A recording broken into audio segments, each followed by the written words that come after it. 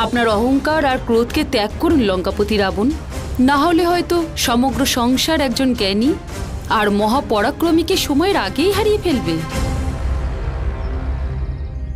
আর হয়তো এই সংসার আপনাকে একজন শিবভক্ত হিসেবে মনে না রেখে একজন অহংকারী রাজা হিসেবে মনে রাখবে। অদ্ভুত, অদ্ভুত, অদ্ভুত!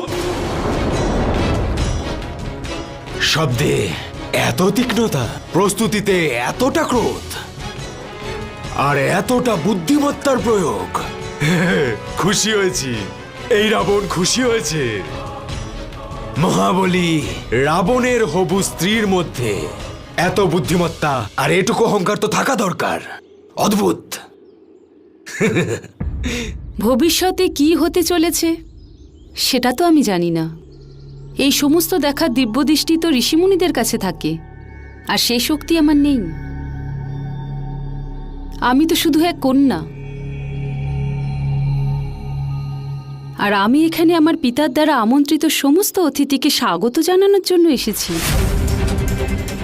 মন্ত্রীমশাই, লঙ্কেশের আদর আপ্যায়নে যেন কোনো রকম ত্রুটি না থাকে।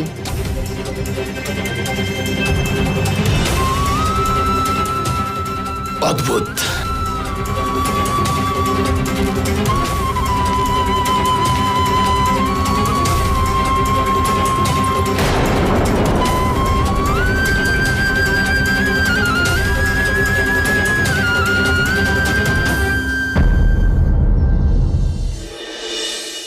এটা তুমি কি কাজ করলে মা সীতা? ওই দুষ্ট রাক্ষস রাবণকে তোমার স্বয়ম্বর সভায় আমন্ত্রণ করলে? অস্থির হবেন না পিতা, আপনি একজন পরাক্রমী শূরবীর, তাহলে আপনি কেন আপনার কন্যার জন্য এত দুশ্চিন্তা করছেন? আপনার এই দুর্বলতা। এটা দুর্বলতা নয়, আমি খুব চিন্তিত তোমার জন্য।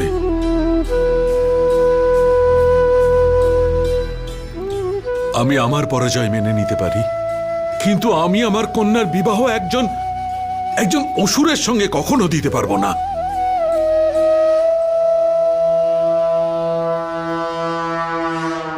তুমি এই রাবণকে ভালো করে চেনো না। মহাদেবের প্রকৃত ভক্ত এই রাবণ, যে কৈলাসকে নিজের হাতে তুলে নিয়েছিল, তার কাছে এই দিব্য ধনুক তোলা কি এমন কঠিন কাজ? আর বাবা মহাদেবও নিজের ভক্তকেই তো সাহায্য করবেন। আপনি চিন্তা করবেন না পিতা, রাবণ হয়তো মহাদেবের বড় ভক্ত, কিন্তু আমারও মহাদেবের উপর সম্পূর্ণ আস্থা আছে। শিব তার ভক্তদের শক্তি অবশ্যই প্রদান করেন, কিন্তু সেই শক্তি কোনো ব্যক্তি অর্জন করার পর যদি সেই ব্যক্তি অহংকারী হয়ে ওঠেন, মহাদেব তাকে সাহায্য করেন না।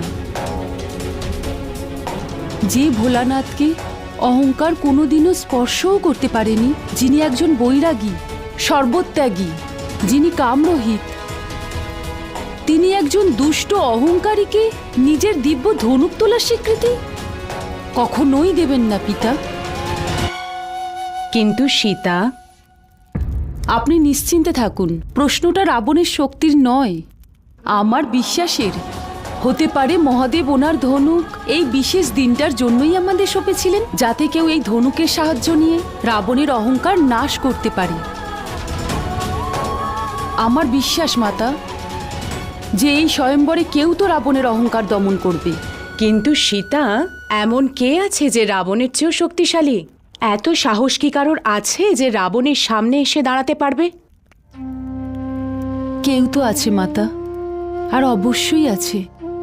আমার সম্পূর্ণ বিশ্বাস সে আসবে, কারণ শুধু সীতাই নয়, এই প্রকৃতিও তার অপেক্ষায় আছে।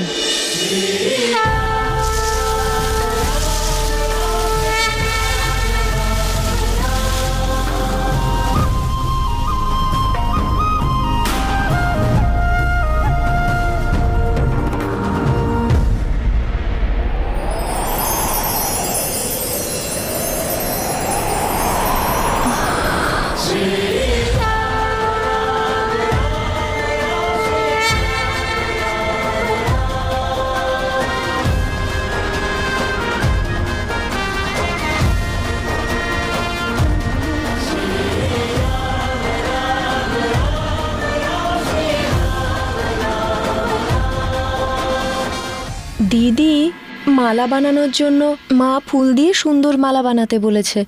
হ্যাঁ, তাহলে চলো আমরা সবাই নিজেরাই বানাই। না, তোমরা দুজনেই বরমালা বানাও। রাবণ আসার পর থেকে আমার মন ব্যাকুল হয়ে উঠেছে।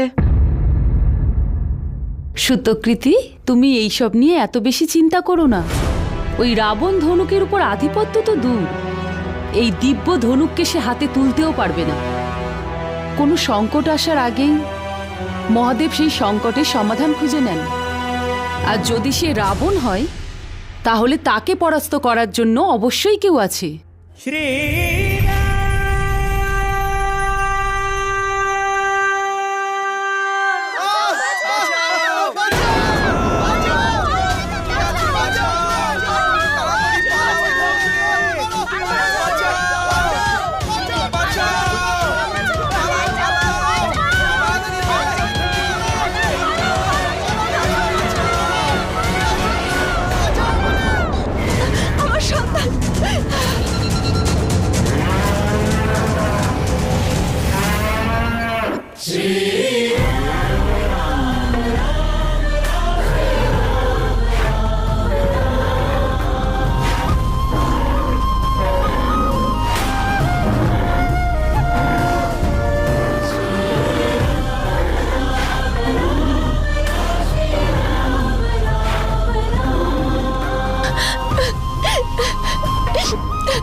আমার সন্তান, আপনি নিশ্চয়ই কোনো শুভ আত্মা। পথভ্রষ্ট পশুও আপনাকে দেখে শান্ত হয়ে গেল।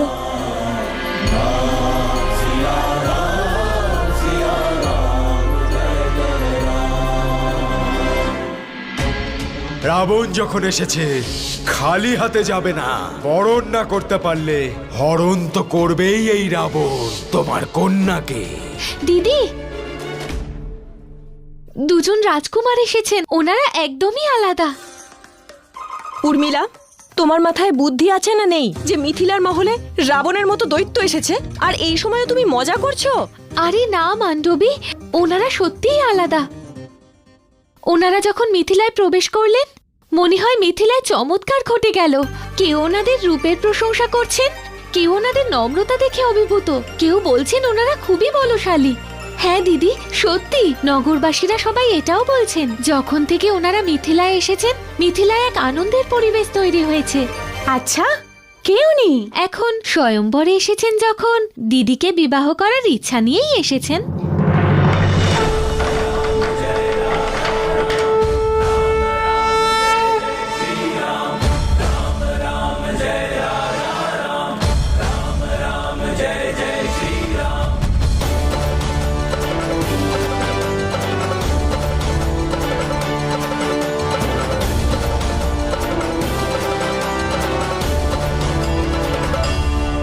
আমি নিজের চোখে দেখতে চাই কে সেই রাজকুমার। সত্যি?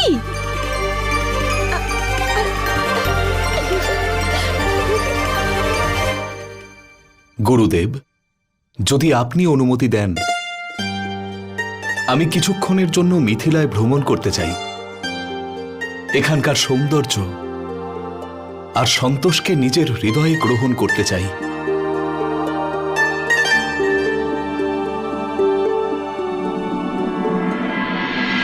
সাবধান! মহারানী সুনয়নার সাথে মিথিলা নরেশ রাজা জনক আসছে।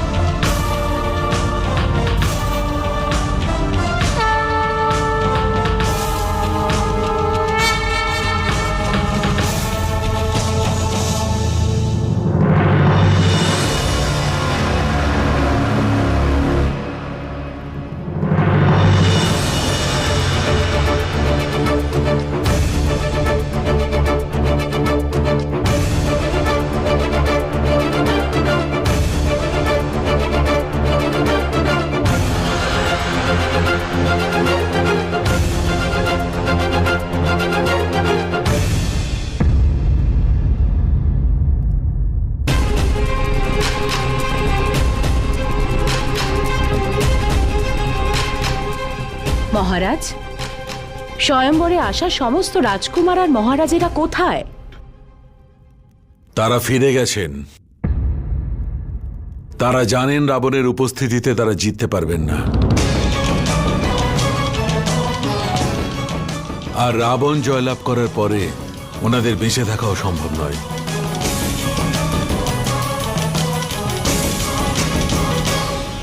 আমি নিরাশ হলাম রাজা জনক।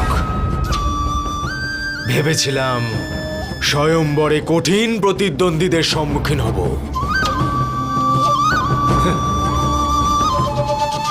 কিন্তু এখানে তো অর্ধেক প্রতিদ্বন্দ্বী আমার নাম শুনেই পিছনে সরে গেছে।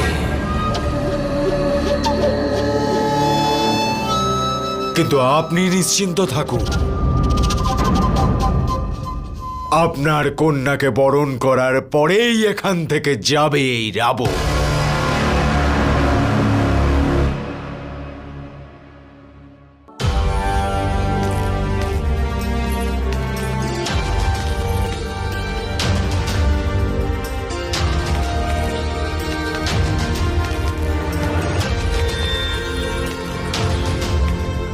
দিদি, ওই দেখো, ওই যে দুজন রাজকুমার।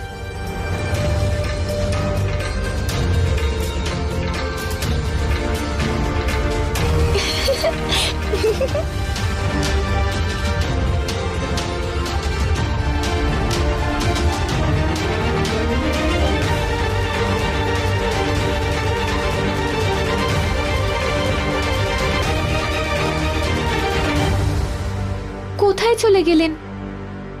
ভাগ্যে মনে হয় এটুকুই দর্শন লেখা ছিল। চলো দিদি, মা তোমার স্বয়ংবরের জন্য সুন্দর পুষ্প দিয়ে বরমালা তৈরি করতে বলেছেন। হ্যাঁ, স্বয়ংবরের জন্য আমার সুন্দর পুষ্প চাই, বিভিন্ন রঙের সুগন্ধি পুষ্প, যেটা আমরা গিয়ে তুলবো। চলো বাগানের দিকে যাই। আমি বলছি এই সব কিছুই রাজকুমারের জন্যই করছেন। দিদিকে বেশ প্রভাবিত মনে হচ্ছে। তুমিও না উর্মিলা, কি সব ভুলভাল কথা বলছো? দিদি তো এখনো ওনাদের দেখেওনি। চলো যাওয়া যাক। কি সুন্দর আর মনোরম এই উদ্যান। মনেই হচ্ছে না যে আমরা পৃথিবীতেই আছি। সবকিছুই যেন দিব্য আর অলৌকিক মনে হচ্ছে এখানে। অলৌকিক এই উদ্যান নয় দাদা, আপনার ব্যক্তিত্ব। যেখানে যেখানে আপনার পা পড়ে ওই স্থান দিব্য হয়ে যায়। না লক্ষণ, কিছু তো দিব্য আছেই এখানে। এখানকার ফুলগুলি থেকে শুধু সুগন্ধই নয়, সুন্দর এক ভাবনাও প্রকাশ পাচ্ছে। এই পাখিদের গুঞ্জন যেন আগামী জীবনের আনন্দের গুঞ্জন। কিছু তো দিব্য আছে এখানে, যার জন্য আমার দাদা একজন যোদ্ধা থেকে কবি হয়ে উঠেছে।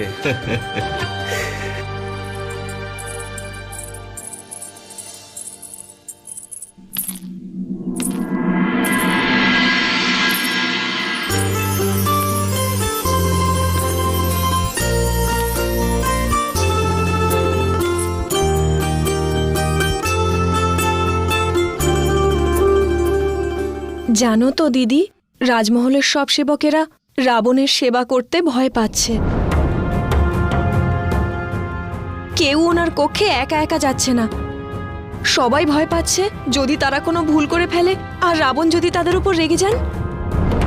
ওহো মান্ডবী, রাবণের কথা বলা বন্ধ করো।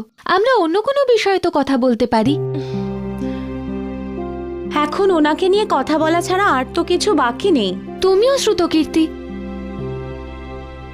দিদি, ওই যে রাজকুমার।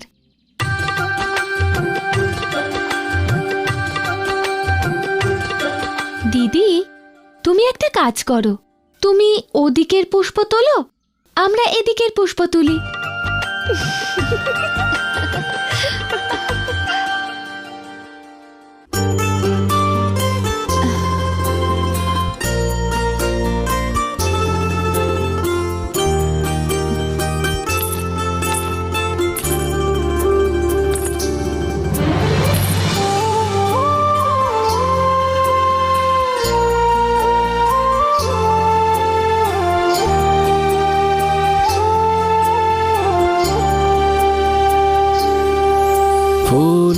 के सब दल, नदियों की कलकल, अंबर के जल थल, बादल के काजल, सागर ये गहरे, अल्हड़ सी लहरे, सपने सुनहरे, इस क्षण को ठहरे, झूमेगा जग होंगे समुख एक दूजे के सिया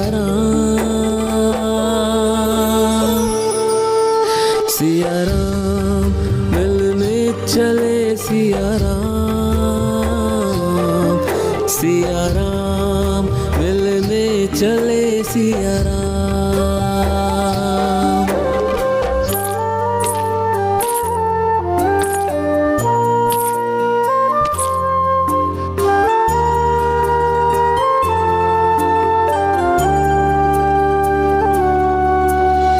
दिव्य रूप और रंग छवि लावण्य है, दृष्टि थमी श्री राम भी अब दंग है, माथे अलौकिक तेज मुख मुस्कान है,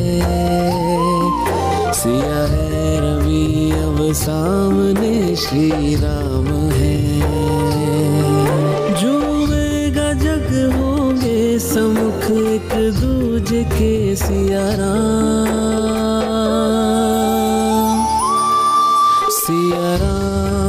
होंगे समुख सिया राम होंगे समुख सिया राम। दीदी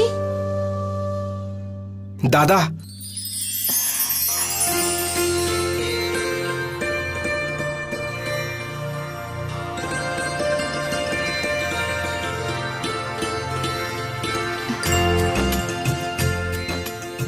दीदी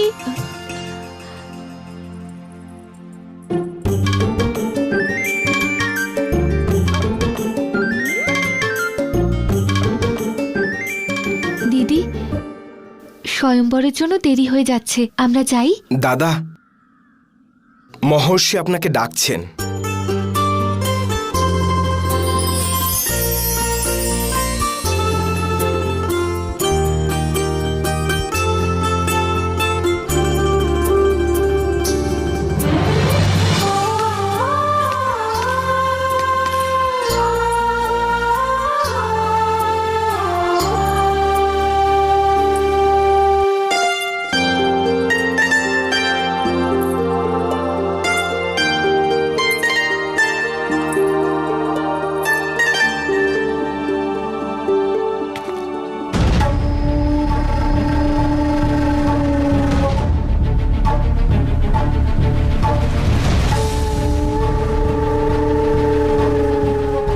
বিবাহের সম্পূর্ণ ব্যবস্থা করেছি আমি।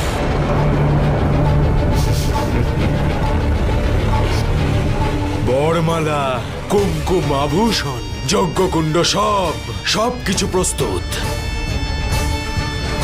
আর মন্ত্র উচ্চারণ তো আমি স্বয়ং করব। এখন আমার থেকে বেশি জ্ঞানী এই সংসারে আর কে আছে? সব নিয়ম কানুন মেনে এই বিবাহ সম্পন্ন হবে। কিন্তু আমার হবু স্ত্রী আপনার কন্যা সীতাকে দেখতে পাচ্ছি না। জনক নন্দিনী রাজকুমারী সীতা প্রবেশ করছে।